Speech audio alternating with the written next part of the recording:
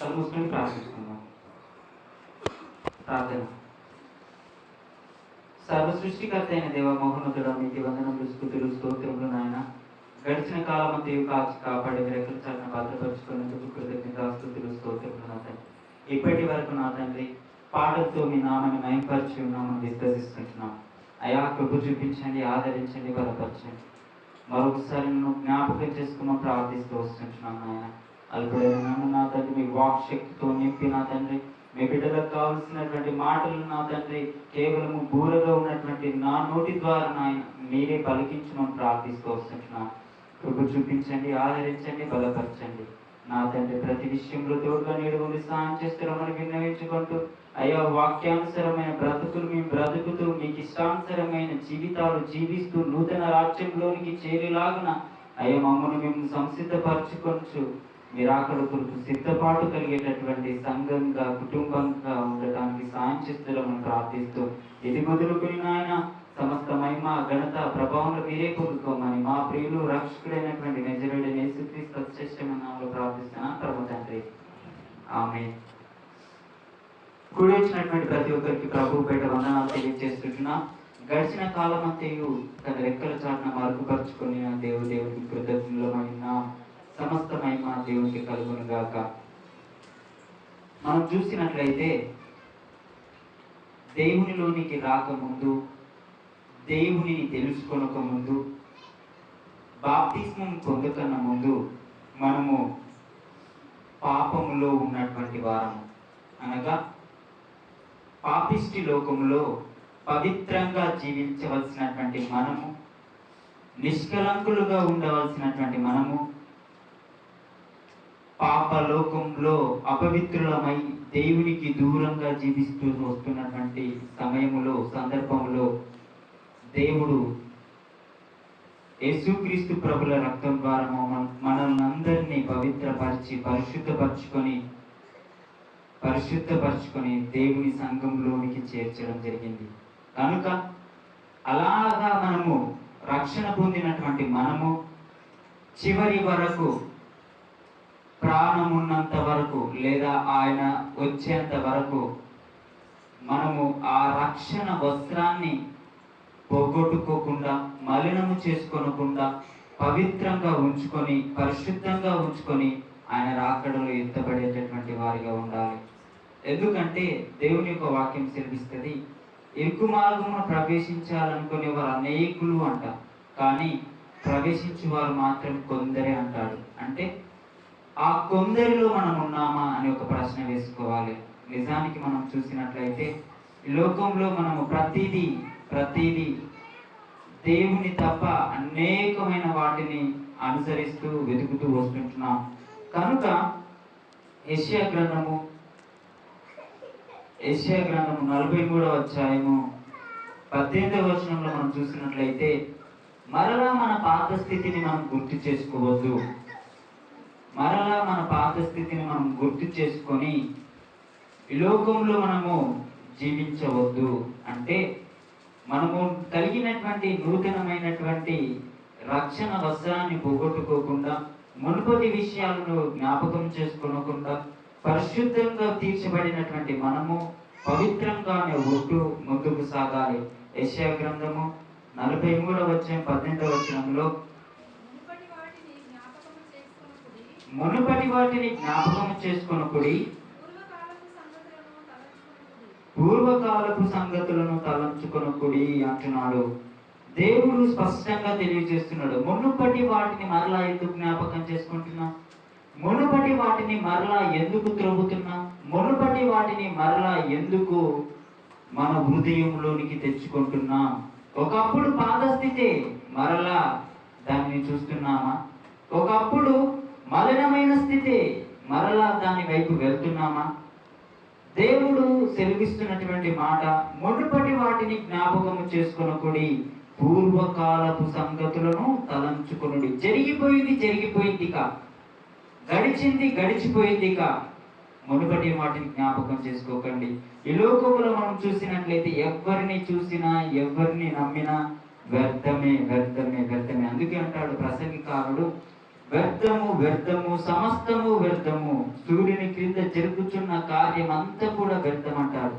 అంటే వ్యర్థమైనదా బ్రతుకు అని ప్రశ్నించుకోవచ్చు. అంటే ప్రసంగికారుడు సొలొమోను గారు తన బ్రతుకు దినములన్నీ కూడా చూసి చూసి చూసి చివరికి ఒక డెసిషన్కి వచ్చేసాడు. ఈ జీవితం అంతా కూడా వేస్టే, అసలు ఎంత సంపాదించినా ఎంత బ్రతికినా చివరికి మట్టిలోనే కదా కలిసిపోయింది, చివరికి దేవుని చెంతకి కదా వెళ్ళవలసింది అని చెప్పేసి ప్రసంగికారు ఈ భూమి పైన సూర్యుని క్రింద జరుగుతున్న కార్యం అంతా కూడా వ్యర్థమని ఒక్క మాటలో చెప్పేస్తాడు. అంటే దేవునికి ఎంత ఇష్టడుగా ఉన్నాడో అంత లోకంలో చెడిపోయి చివరికి దశకు వచ్చేసరికి దేవుని చెంతకు మరలింపబడి వ్యర్థంగా భావిస్తాడు. అంటే సూర్యుని క్రింద జరుగుతున్నదంతా కూడా వ్యర్థం అంటాడు. అందుకే మునుపటి విషయాలను జ్ఞాపకం చేసుకోకండి, మునుపటి విషయాలను మరలా తలంచుకొనకూడి, మునుపటి విషయాలను మరలా త్రవ్వకండి. ఎందుకంటే మునుపు జరిగిపోయింది, గతము గడిచిపోయింది కనుక ఇక నుండి దేవునిలో ఏ రకంగా బలపడాలి, ఇక నుండి దేవునిలో ఏ రీతిగా ఎదగాలి, ఇక నుండి దేవునిలో ఏ రీతిగా ఆయనను మహిమపరిచే విధంగా మనం ఉండాలి, ఆయనకు అనుదినము ప్రార్థన చేస్తూ, అనుదినము ఆయన వాక్యాన్ని ధ్యానిస్తూ, అనుదినము లోకంలో ఉన్నటువంటి వాటన్నిటిని ఎదిరిస్తూ ముందుకు సాగే వారిగా మనం ఉండాలి. ఎందుకు తెలుసా? ఈ లోకంలో మనం పోరాడుతున్నది శరీరులతో కాదు, మరెవరితో? మనము పోరాడుతున్నది శరీరులతో కాదు. ఎఫెసీలో రాసిన పత్రిక 6వ అధ్యాయము 12వ వచనము, లోకంలో కంటికి కనబడనటువంటి శక్తులు ఎన్నో ఉన్నాయి కనుక వాటితో మనం పోరాడుతున్నాం. అపవాది అయిన సాతాను ఎప్పుడు పడేయాలని ఎదురు చూస్తూ ఉన్నాడు కనుక మనము గట్టిగా విశ్వాసాన్ని పట్టుకొని దేవునిలో ఉంటూ ముందుకు సాగాలి. ఎఫెసీయులకు రాసిన పత్రిక 6వ అధ్యాయం 12వ వచనం, ఏలయనగా మనం పోరాడున్నది శరీరులతో కాదు గాని ప్రధానులతోనూ అధికారులతోనూ ప్రస్తుత అంధకార సంబంధులకు లోకనాథులతోనూ ఆకాశ మండలమందున్న దురాత్మల సమూహముతో పోరాడుతున్నామంట. ఎవరితో? మనం పోరాడున్నది శరీరులతో కాదు. పాత నిబంధన కాలంలో అయితే శరీరంతో పోరాడారు, కంటికి కనిపించేవారు. కానీ ఇప్పుడు మనం పోరాడుతున్నది కంటికి కనబడనటువంటి శక్తులతో పోరాడుతున్నాం. మన ఆధ్యాత్మిక జీవితంలో ప్రయాణిస్తున్నామంటే ఒకవేళ ఆత్మీయ స్థితి కనుక మనం లేకుండా ఉన్నట్లయితే మనకు కంటికి కనబడనటువంటి శక్తులు మన కళ్ళ ముందట ఉన్నాయి. గమనించవలసిందిగా ప్రభువు పేరిట తెలియజేస్తున్నాను. మనము పోరాడున్నది శరీరులతో కాదు, మరెవరితో? ప్రధానులతో, అధికారులతో, ప్రస్తుత అంధకార సంబంధులకు, లోకనాథులతో, ఆకాశ మండలమున దురాత్మల సమూహంతో పోరాడుతున్నామంట. పోరాటం ఉంది మన జీవితంలో, ఒక పోరాటం ఉంది. ఈ పోరాటంలో గెలుపో ఓటవో అది మన జీవించిన జీవిత విధానాన్ని బట్టే అనే విషయం మర్చిపోవద్దని ప్రభు పేరిట తెలియజేస్తున్నాను. మనము పోరాడుతున్నాం కంటికి కనబడుతున్నటువంటి మనుషులతో కాదు, మనం పోరాడుతున్నది ఆకాశ మండలమందున్న ఈ దురాత్మల సమూహము. అది కంటికి కనబడకుండా కుయుక్తితో, కుతంత్రముతో ఎక్కడ పడివేయాలని అనుక్షణము ఎదురు చూస్తూ, గాలము వేయాలని అనుక్షణము ఆకాంక్షిస్తూ, ఎప్పుడు పడేయాలని ఎదురు చూస్తూ ఉంది, ఎప్పుడు పడేయాలని ఎదురు చూస్తూ ఉంది. కనుక యాకోబు రాసిన పత్రిక 5వ అధ్యాయము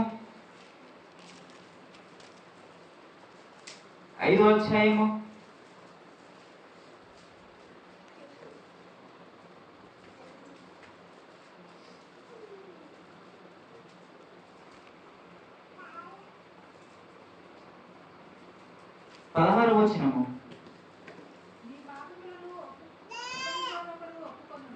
మీ పాపములు ఒకరితో ఒకడు ఒప్పుకొనుడి, మీరు స్వస్థత పొందినట్లు ఒకరితో ఒకడు ప్రార్థన చేయుడి అంటున్నాడు. మన పాపములు ఒప్పుకొని దేవుని సన్నిధానంలో ఒప్పుకొని విడిచిపెట్టిన తర్వాత, ప్రార్థన చేసిన తర్వాత మన పాపములు కడిగి వేయబడతాయి. ఆయన రక్తంలో కడిగి వేయబడుతుంది. కనుక రక్తమే పాప పరిహారముగా చెందింపబడింది. అంటే రక్తము ద్వారానే క్షమాపణ. మనుషులకు పాపాలు పోవాలంటే మేకల రక్తంతోనూ, గొర్రెల రక్తంతోనూ, ఎడ్ల రక్తంతోనూ, దూల రక్తంతో పోదు. కానీ రక్షింపబడినటువంటి మనము, కడగబడినటువంటి మనకు పోరాటం ఉంది.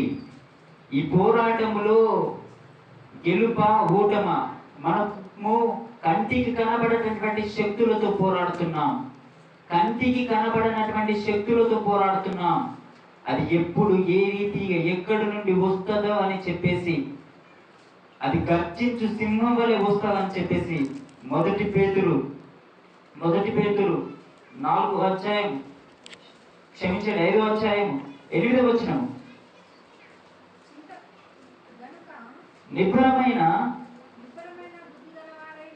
నిబ్బరమైన బుద్ధి గల వారై మెలకుగా ఉండుడి. మీ విరోధి అయిన అపవాది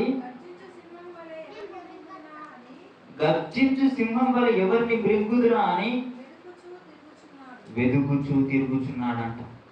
ఎవరిని మృంగాలి అని వెదుకుచూ తిరుగుచున్నాడంట. ఈ రోజుల్లో మనం చూసినట్లయితే ఒక విషయం గమనించాలి. మందిరానికి వస్తున్నటువంటి ప్రతి ఒక్కరూ పరిశుద్ధులు కారు.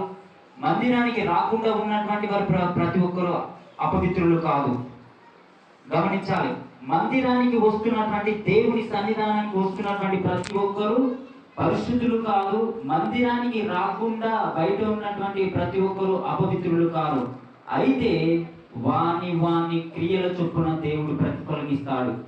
కనుక పోరాటము, అపవాదైన సాతాను గర్జించు సింహం వలె ఎవరిని వెలుగుతూ తిరుగుతున్నాడు. ఎందుకు వచ్చిందంటే ఈ సందర్భము, వెతుకుతూ తిరుగుతున్నాడు. వాడి కాలంలోనే ఉంటాం, వాడి వలలోనే ఉంటాం, మందిరానికి వస్తాం. వాడి వలలోనే ఉంటాం, ప్రార్థనలు చేస్తాం. వాడి వలలోనే ఉంటాం, వాక్యాన్ని చదువుతాం. అపవాది కూడా వాక్యాన్ని చదువుతాడు. వాక్యాన్ని యేసుక్రీస్తు ప్రభుల వారికే చెప్పాడు. అపవాది దుష్టుడు కూడా దేవునికే వాక్యాన్ని చెప్పాడు. అంటే సాతానుకు కూడా వాక్యము తెలుసు. పరిశుద్ధులకు మాత్రమే కాదు, అపవాదికి కూడా తెలుసు. దురాత్మ శక్తులకు తెలుసు. ఎవరు ఎప్పుడు ఎక్కడ ఏ రీతిగా పడిపోతారా అని చెప్పేసి వాడు గాలం వేసి ఒకసారి కాదు, 2 సార్లు కాదు, 100 సార్లు 1000 సార్లు పడిపోయేంత వరకు వాడు వేస్తూనే ఉంటాడు. పడిపోయేంత వరకు వాడు వేస్తూనే ఉంటాడు. దానికి వాడు విశ్రమింపడు. ఒకవేళ మన ఆధ్యాత్మిక స్థితిలో మనమే కుంటుపడిపోయి, నిరుత్సాహపడిపోయి, ఒకవేళ దిగజారిపోయామా, వాడి వలలో చిక్కిపోతాం. కనుక అనుక్షణము మనము మన ఆధ్యాత్మిక స్థితిని పరీక్షించుకుంటూ రావాలి. అందుకే అపవాది సాతాను గర్జించు సింహం వలె ఎవరిని మృంగుదునా అని వెదుకుచూ తిరుగుచున్నాడు. గర్జించే సింహం గురించి తెలుసా? అది ఆకలిస్తే గాండ్రిస్తూ ఆహారం కోసం వెతుకుతూ తిరుగుతూ ఉంటుంది. ఎక్కడ దొరుకుతుందా అని. అది దొరికేంత వరకు విశ్రమింపదు.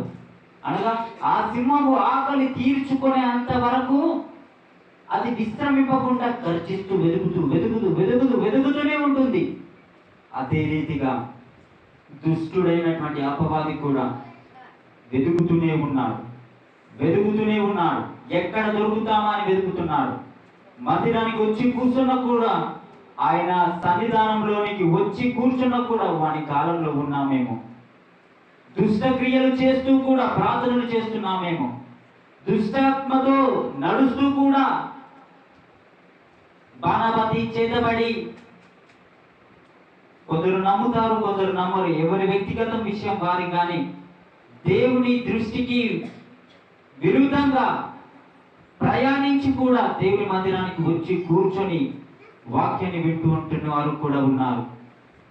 బయట తిరుగుతూ కూడా త్రాగుబోతులతో విధులు ఉండి కూడా దేవుని సన్నిధానానికి వచ్చి ప్రార్థించే వారిగా, పరిశుద్ధులుగా కనబడేటటువంటి వారు ఉన్నారు.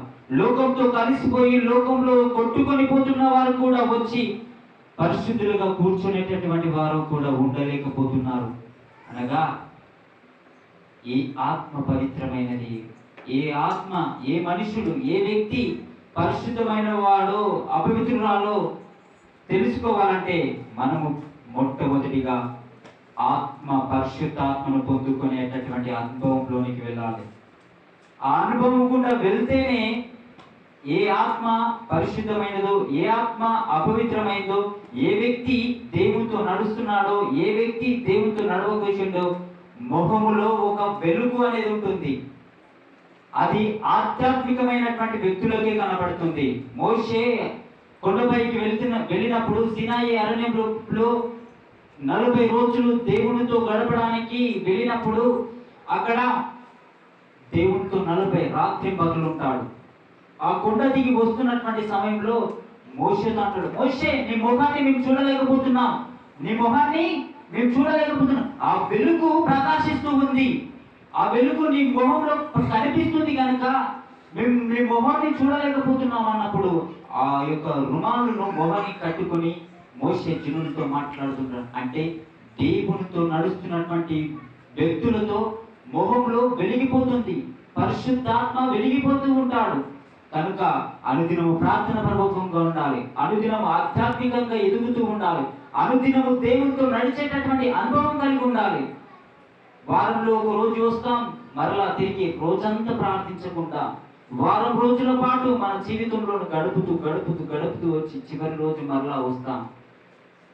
ఆ రీతిగా ఉన్నట్లయితే ఎవరి బుర్రలో ఉన్నామో ఒకసారి గమనించాలి. యేసు క్రీస్తు ప్రభుల వారి అనుదినము ప్రార్థిస్తూ దేవుడిలోనే గడుపుతూ ప్రతి దినము ప్రజలతో గడిపేవాడు. సాయంత్రం అయ్యేసరికి దేవుని సన్నిధానానికి వెళ్ళి ఏకాంతంగా ఒంటరిగా తండ్రి సన్నిధానంలో మోకరించి ప్రార్థించేవాడు. తండ్రి సన్నిధానంలో ఏకాంతంగా ప్రార్థించేవాడు. ఆయనే పరమాత్ముడే దీనుడై లోకంలోకి పరిశుద్ధంగా జీవిస్తూనే ఆయనే ప్రార్థన చేస్తున్నప్పుడు లోకంలో ఎప్పుడు ఏ రీతిగా కొట్టుకొని వెళ్తామో తెలియనటువంటి మనస్థితిలో మనము దేవునితో గడిపే వారిగా ఉంటున్నామా? కనీసం రోజులో 1 గంట అయినా దేవునితో గడిపే వారిగా ఉంటున్నామా? కనీసం రోజులో 10 నిమిషాలైనా దేవునికి సమయం ఇచ్చే వారిగా ఉంటున్నామా? కనీసం రోజులో దేవునితో 5 నిమిషాలైనా సమయాన్ని గడిపే వారిగా ఉంటున్నామా? ఒకసారి మనంతటా మనం ప్రశ్నించుకోవాల్సిందిగా ప్రభు పేట తెలియజేస్తున్నాడు. వాడు వెతుకుచూ తిరుగుతూ ఉన్నాడు. వాడు విశ్రమింపకుండా అలసిపోకుండా అనుదినము ఎవరు దొరుకుతారా అని ఆయనకు విరుద్ధంగా మలిపవాళ్ళని అనుదినము వాడు తిరుగుతున్నాడు. కాలం వేయాలని చూస్తున్నాడు, మృంగి వేయాలని చూస్తున్నాడు. మనము మన జీవితంలో పరిశుద్ధంగా ఉన్నాం కదా అనుకుంటున్నాం, పవిత్రంగా ఉన్నాం కదా అనుకుంటున్నాం, ప్రార్థన చేయకపోయినా పవిత్రంగానే ఉన్నాం అనుకుంటున్నాం, వాక్యం చదవకపోయినా పవిత్రంగానే ఉన్నాం అనుకుంటున్నాం, హృదయాంతరంగంలో దేవునికి అసహ్యకరమైనవి పెట్టుకొని కూడా పవిత్రంగా ఉన్నాం అనుకుంటున్నాం. నిజమేనా? మన బ్రతుకులో ప్రతి విషయము కూడా దేవునికి ఇష్టానుసారంగా బ్రతకడం మనం నేర్చుకున్నట్లయితే ఆయనకి ఇష్టమైనవేవో అయిష్టమైనవేవో ప్రతిదీ కూడా స్పష్టంగా తెలియజేస్తాడు. కనుక ఆయనకి ఇష్టానుసారంగా జీవిద్దాం. కొలొస్సీయులకు రాసిన పత్రిక 3వ అధ్యాయము 1 నుండి 4 వచనాలు. మీరు క్రీస్తుతో కూడా లేపబడిన వారైతే పైనున్న వాటినే వెతుకుడి. అక్కడ క్రీస్తు దేవుని కుడిపార్శ్వన కూర్చొని ఉన్నాడు. పైనున్న వాటి మీదనే గాని భూ సంబంధమైన వాటి మీద మనస్సు పెట్టుకొనకుడి. ఏలయనగా మీరు మృతి పొందిరి, మీ జీవము క్రీస్తుతో కూడా దేవుని యందు దాచబడి ఉన్నది.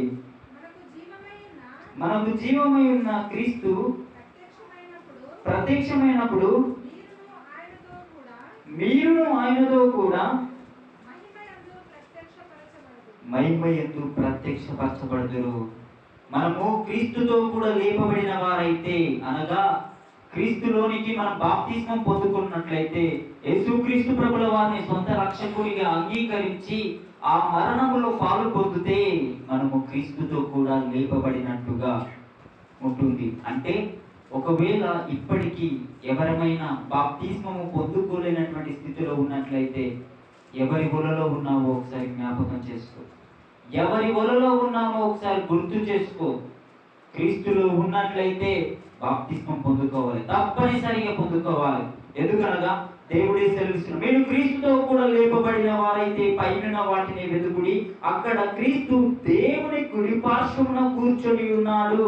పైన వాటి మీదనే గాని భూ సంబంధమైన వాటి మీద మనసు పెట్టుకొనకుడి. ఏలైనగా మీరు మృతి పొందితిరి, మీరు చనిపోయారు. ఏ రీతిగా? ఈ లోకంతో చనిపోయారు, ఈ లోక శరీరీచ్ఛలతో చనిపోయారు, ఈ లోకంలో ఉన్నటువంటి మాలిన్యంతో చనిపోయారు. ఆ రీతిగా ఉన్నటువంటి మనము, మృతి పొందినటువంటి మనము, మన జీవం ఎక్కడుందంటే క్రీస్తుతో కూడా దేవుని యందు దాచబడి ఉంది, ఆయనలో దాచబడి ఉంది. అంటే మనము భయపడని అవసరం లేదు, ఆయనలో దాచబడినటువంటి వారమై ఉన్నాం. కనుక పైనున్న వాటిని వెతకాలంటున్నాడు, భూ సంబంధమైన వాటి మీద మనసు పెట్టుకోవద్దంటున్నాడు. అంటే భూ సంబంధమైన వాటి మీద మనసు ఒకవేళ ఉన్నట్లయితే వాటిని చంపివేసుకొని నూతన రాజ్యం కొరకై ఎదురు చూసే వారిగా ఉండాలి. మన జీవము, మనము పాతి పెట్టబడినటువంటి వారు, మనము శరీరపరంగా శరీర క్రియల ద్వారా చనిపోయినటువంటి వారము. బాప్తిస్మము అనగా మరణ పునరుత్థానులకు సాదృశ్యము, మరణ పునరుత్థానులకు సాదృశ్యము.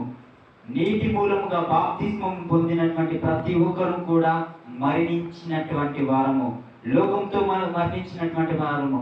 లోకంలో ఉన్నటువంటి మనుషులతో కాదు, దేవునితో జీవిస్తున్నటువంటి వారము, ఆత్మపూర్ణులుగా జీవించవలసినటువంటి వారమై ఉన్నటువంటి మనము ఇంకా శరీర క్రియలతోనే జీవిస్తూ వస్తున్నట్లయితే ఏ రీతిగా పరలోక రాజ్యానికి వెళ్ళవలసిన వారేమున్నామో ఒకసారి ప్రశ్నించుకోవాల్సిందిగా ప్రభు పేట తెలియజేస్తూ వస్తుంటున్నాను. కనుక భూ సంబంధమైన వాటి మీద మనసు పెట్టుకొనకుండా మన మృతి పొందినటువంటి మనము ఈ లోకంతో పాటు లోకంలో శరీరపరంగా మనం మరణించినటువంటి మనము ఆత్మపూర్ణులుగా బ్రతకాలి. మన జీవము క్రీస్తులో దాచబడింది కనుక మనకు జీవమైన క్రీస్తు ప్రత్యక్షమైనప్పుడు మనము కూడా ఆయనతో కూడా మహిమయందు పరచబడతాం. మహిమయందు ప్రత్యక్షపరచబడతాం.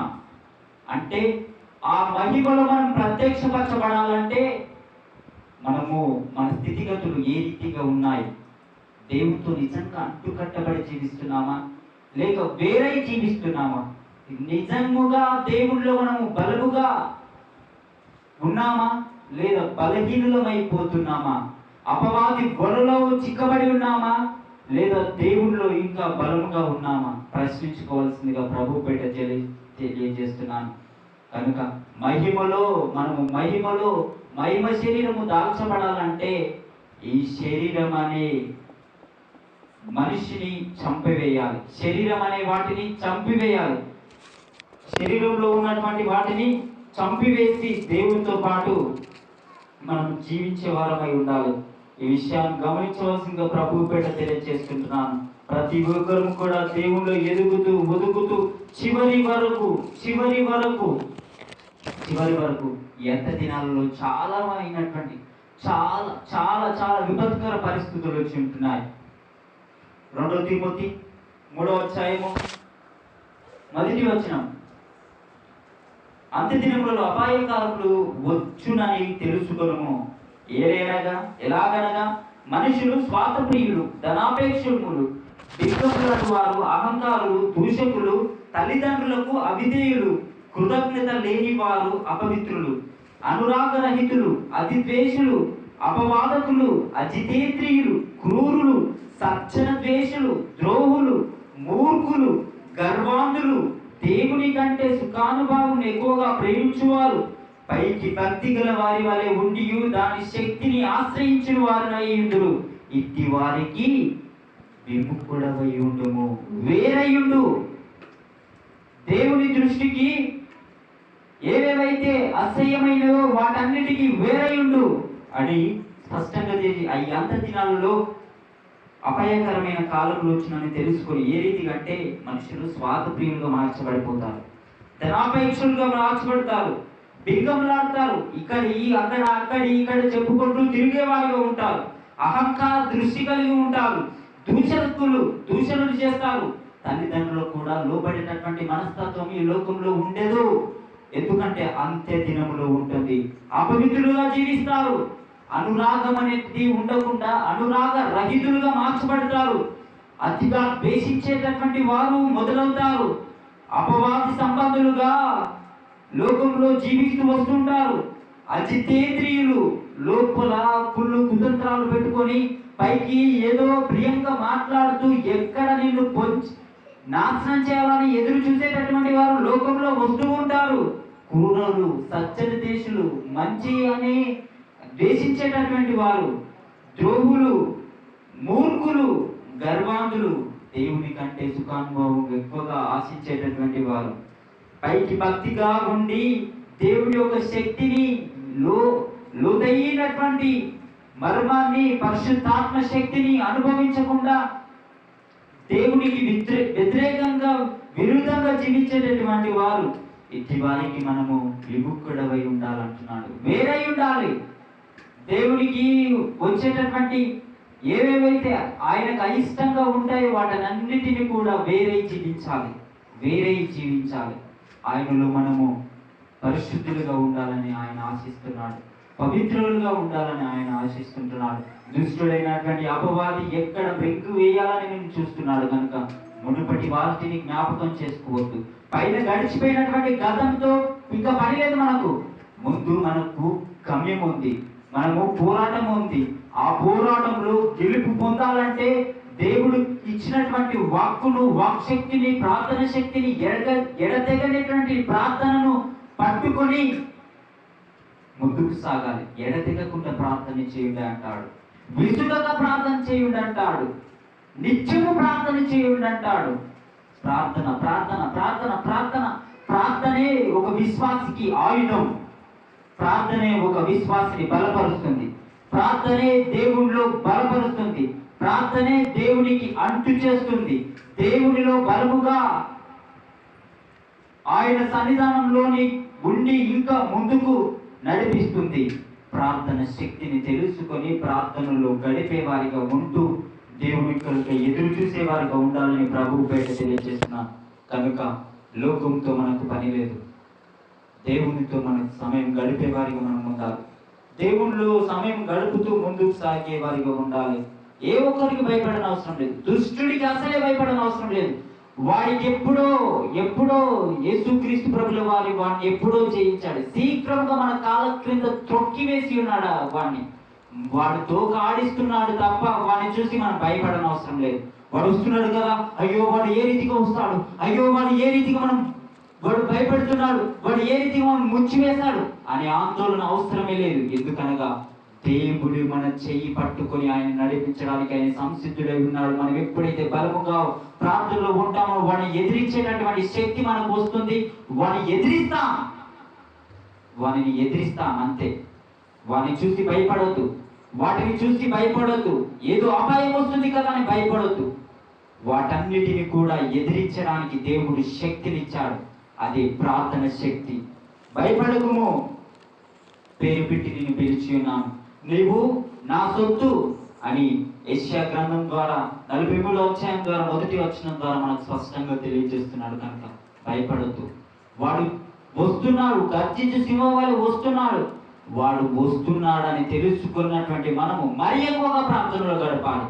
వాడు విశ్రాంతి లేకుండా పని చేస్తున్నాడని తెలుసుకున్నటువంటి మనము మరి ఎక్కువగా దేవుడితో సమయం గడపాలి. అందుకే వాడి వలలో చిక్కులు కొనకుండా ఉండాలి అంటే నిజముగా ఆయనకు అంటు కట్టబడి జీవిస్తేనే వాడి వలలో చిక్కుపడము. ఒకవేళ ఇంతేనే వాక్యం చెప్పారు కదా వెళ్ళిపోతాం, మరలా ప్రార్థించకుండా వాక్యం చదవకుండా యథావిధి అదే జీవితం అయినట్లయితే వాడు పొంచి ఉన్నాడు,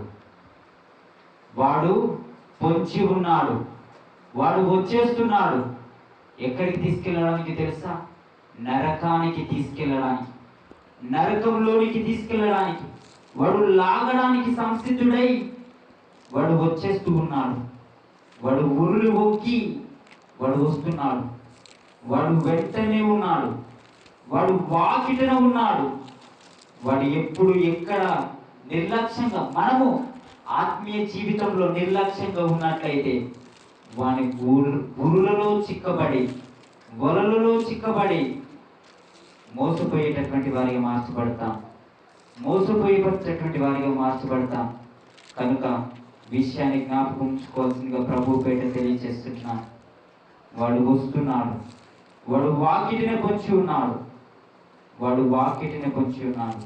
వాడు గురించి లాగి వలలో వేసుకొని వాడు సంతోషించి గంతులు వేస్తున్నాడు.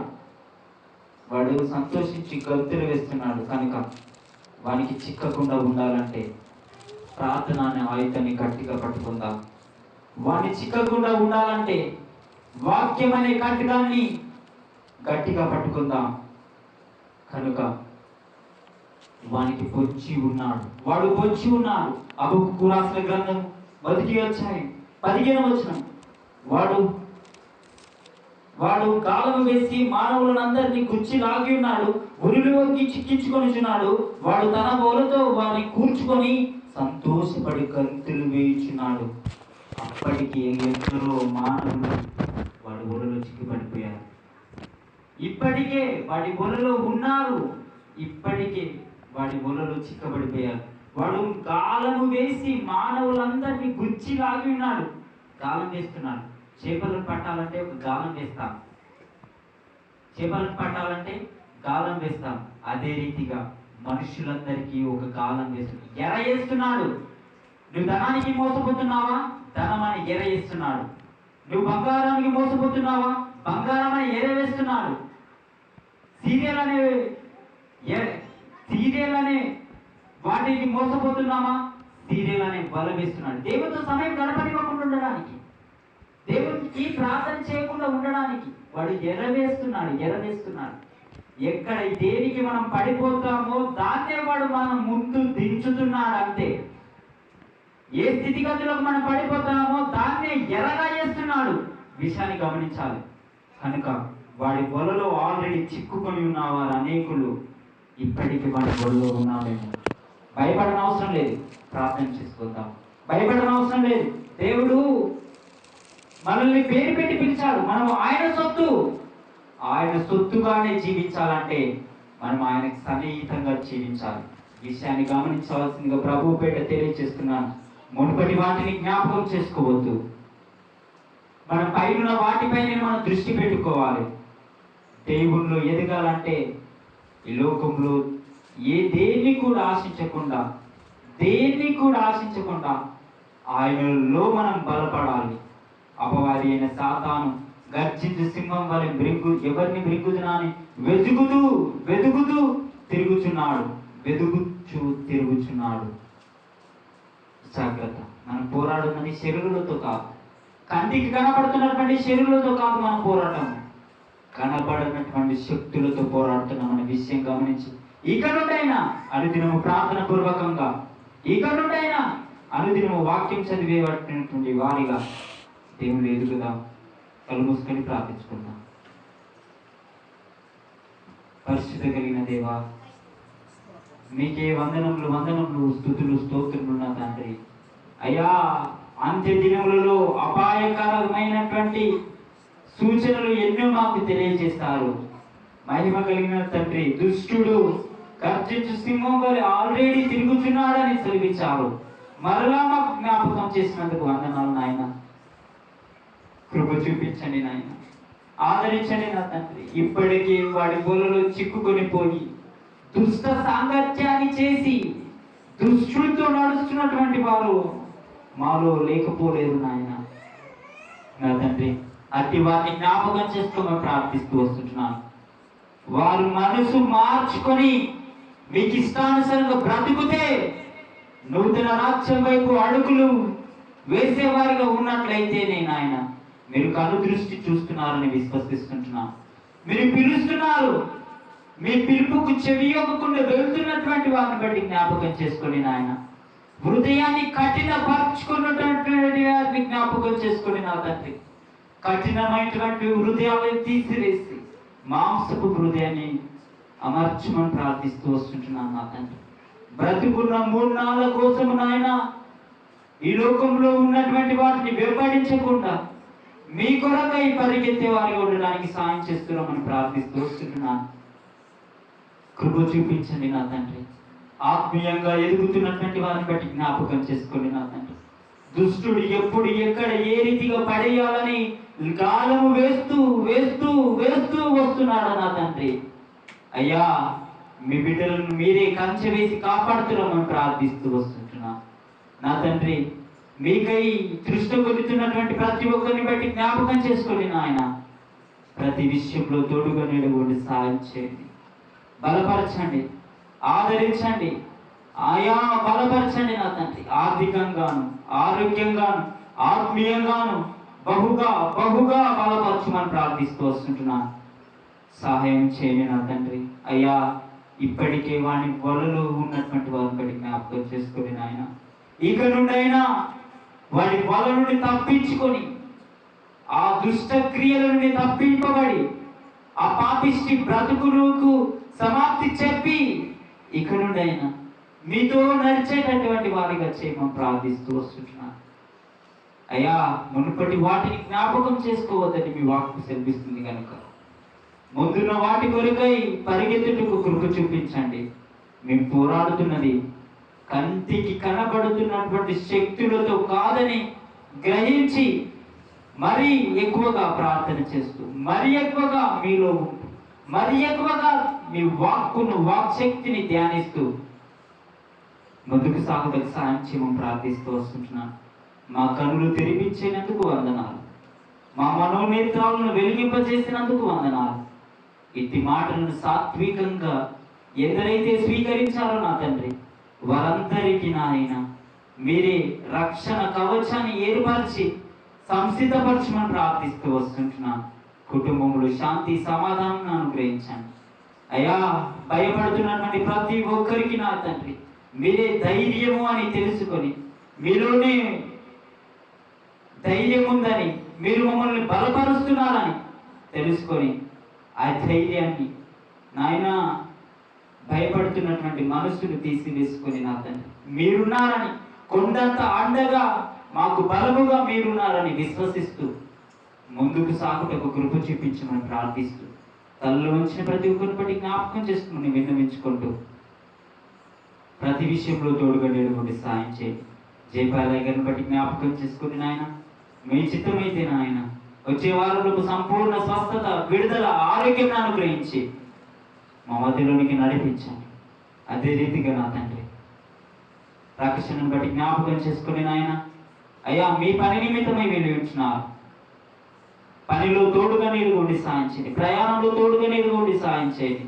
ప్రతి విషయంలో మీ కాపుదలను అనుగ్రహించమని ప్రార్థిస్తూ వస్తుంటున్నాం. ఇక్కడ కూడినటువంటి ప్రతి ఒక్కరు బట్టి జ్ఞాపకం చేసుకోండి, మీరే కంచె వేయండి. ప్రయాణంలోనూ, పొలంలో పనిచేస్తున్నటువంటి సందర్భంలోనూ నాయన ప్రతి విషయంలోనూ మీరే కాపుదలగా ఉండి, మీరే రక్షణ కవచాన్ని ఏర్పరిచి మీ బిడ్డలకు మీరే రక్షించుకోమని ప్రార్థిస్తూ వస్తుంటున్నాను.